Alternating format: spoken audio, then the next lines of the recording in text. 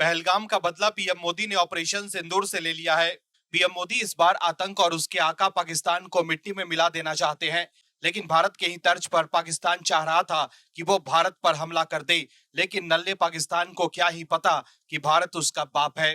पाकिस्तान की मिसाइल भारत की तरफ बढ़ेगी ही उससे पहले ही भारत का एयर डिफेंस सिस्टम पाकिस्तान की मिसाइल को उन्हीं के इलाके में कब्रगाह के भीतर डाल देगा। यानी कि पाकिस्तान को समझ लेना चाहिए कि भारत से पंगा न ले, नहीं तो हमारे पास 140 करोड़ देशभक्त नागरिक है और तुम अपनी गिनती कर लो और उनमें से भी गिनना कि कितने वतन परस्त हैं।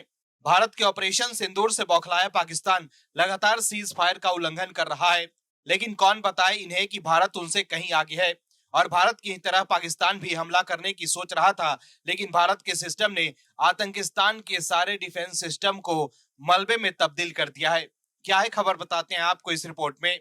दर्शकों, भारत ने पाकिस्तान के भीतर कई सैन्य ठिकानों को निशाना बनाया है। भारत ने इस हमले में लाहौर के एयर डिफेंस सिस्टम और रडार तबाह कर दिए हैं। यह हमला पाकिस्तान के भारतीय सैन्य ठिकानों पर किए गए हमले के जवाब में किया गया है। भारत ने स्पष्ट कर दिया है कि वह ऐसी सभी हरकतों का माकूल जवाब देगा। इस संबंध में सरकार ने एक आधिकारिक बयान जारी किया है। इसमें लिखा गया है कि 7-8 मई 2025 की रात को पाकिस्तान ने ड्रोन और मिसाइलों का उपयोग करके अवंतीपुरा, श्रीनगर, जम्मू, पठानकोट, अमृतसर, कपूरथला, जलंधर, लुधियाना, आदमपुर, भटिंडा, चंडीगढ़, नल, फलौदी, उतरलाई और भुज सहित उत्तरी और पश्चिमी भारत में कई सैन्य ठिकानों पर हमला करने की कोशिश की। वहीं इन हमलों को इंटीग्रेटेड काउंटर यूएस ग्रिड और एयर डिफेंस सिस्टम द्वारा बेअसर कर दिया गया। भारत ने यह भी बताया है कि इन हमलों के मलबे अब कई जगह से बरामद किए जा रहे हैं, जो इसका सबूत है। भारत ने लाहौर में किए गए हमलों के बारे में भी बताया है कि आज सुबह भारतीय सशस्त्र बलों ने पाकिस्तान में कई स्थानों पर एयर डिफेंस रडार और सिस्टम को निशाना बनाया। भारत ने भी पाकिस्तान की तरह उसी तीव्रता से जवाब दिया है। विश्वसनीय जानकारी के अनुसार लाहौर में एयर डिफेंस सिस्टम को बेअसर कर दिया गया है। सरकार ने बताया है कि इस कार्रवाई का जवाब सेना ने माकूल तरीके से दिया है। वहीं ताजा रिपोर्ट में दावा किया गया है कि पाकिस्तान का चीनी एयर डिफेंस सिस्टम HQ-9 तबाह हो गया है। पाकिस्तान ने चीन से मिले HQ-9 एयर डिफेंस सिस्टम को भारत की वायुसेना के खिलाफ बचाव का ढाल समझा था, लेकिन रिपोर्ट्स के मुताबिक पाकिस्तान आज सुबह से ड्रोन हमलों के दावे कर रहा है और सूत्रों के मुताबिक इन ड्रोन हमलों में पाकिस्तान का एयर डिफेंस सिस्टम तबाह हो गया है। भारत की ओर से आतंकी ठिकानों पर किए गए एयर स्ट्राइक के बाद पाकिस्तान में खौफ का माहौल बना हुआ है। पाकिस्तान इस बात से डरा हुआ है कि भारत अब कोई और हमला न कर दे। इस बीच पाकिस्तान के नेशनल असेंबली में PMLN के सांसद ताहिर इकबाल रोने लगे। PMLN पाक PM शहबाज शरीफ की पार्टी है।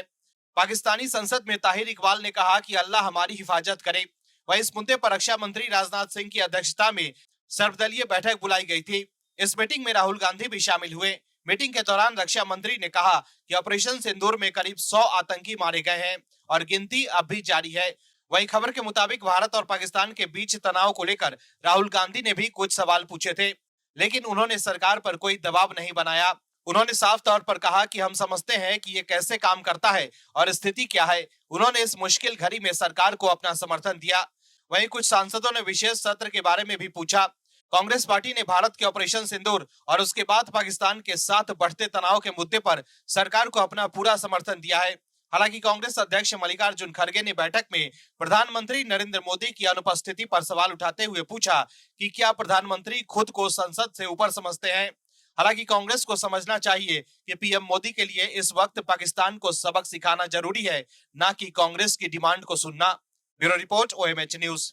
आप दर्शकों से विनम्र निवेदन है कि चैनल को सब्सक्राइब जरूर करें